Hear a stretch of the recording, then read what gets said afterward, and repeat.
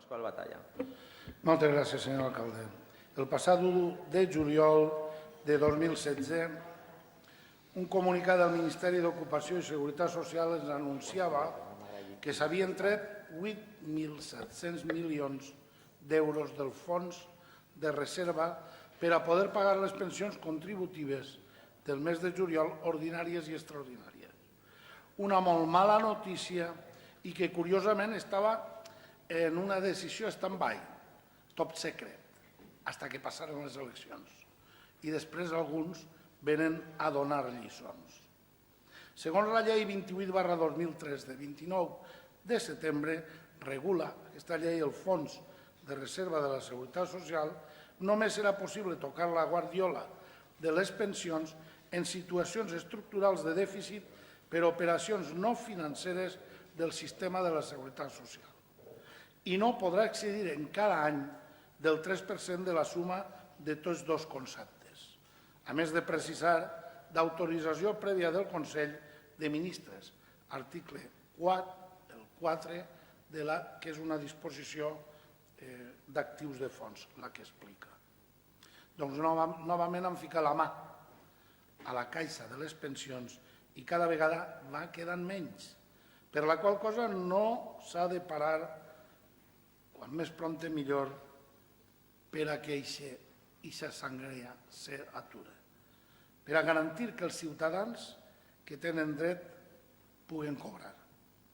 És ben cert que van fer una modificació l'any 2012 per tal de cobrir-se un poc, però mira per on, aquesta modificació acabava el 2015 i ja no té valor. Per tant, no se pot aplicar.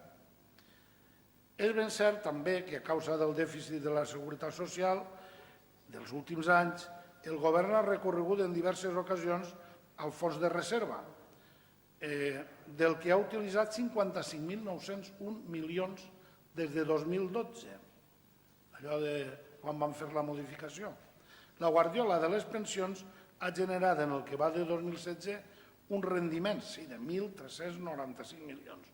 Però, atenció, la caixa de les pensions era en 2011 de 66.815 milions d'euros i avui en dia estem pels 25.176 milions d'euros.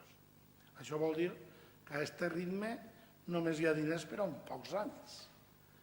I més d'una té la mosca darrere l'orella. A més, tenint en compte lo de la piràmide, no cal que ho expliqui, el nostre país està per convertir-se en un dels més envellits d'Europa.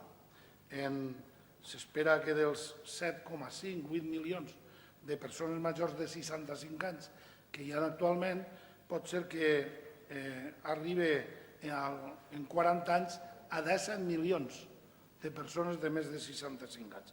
Però, per un altre costat, la piràmide per baix s'estreta, perquè n'hi ha una baixada en aquest període d'uns 2 milions de joves menys. Per tant, aquesta piràmide de la població s'ha de tindre en compte. Són pocs cotitzants per a molts pensionistes. Per a un sistema de repartiment com el nostre, per al que està establert, i veient el panorama que tenim, és la nostra preocupació i per això presentem aquesta moció. No sé si és la que tocava al mes, si és la que tocava perquè fa calor o fa la fresqueta de l'hivern, però aquesta és una preocupació de compromís.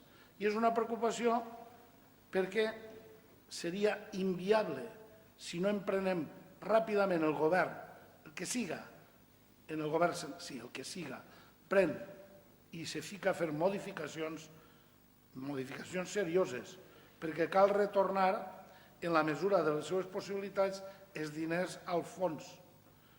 I aquestes modificacions han d'intentar garantir la continuïtat tant dels fons com de les pròpies pensions, de les que, sense més, necessàriament caldria fer ja una revisió a l'alça. Perquè, miren, en la jubilació no se juga. Poca broma, perquè la jubilació no és cap regal. No és cap regal. És un dret que la gent gran porten un grapat, un molt bon grapat, alguns, d'anys pagant. I, per tant, ara tenen tot el dret del món a cobrar.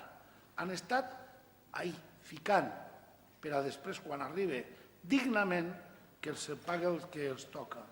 Per tant, és obligació, crec, que més clar en aquests arguments no es pot dir, que seria obligació de totes i de tots garantir aquests fons de pensions perquè dure i perdure. Moltes gràcies.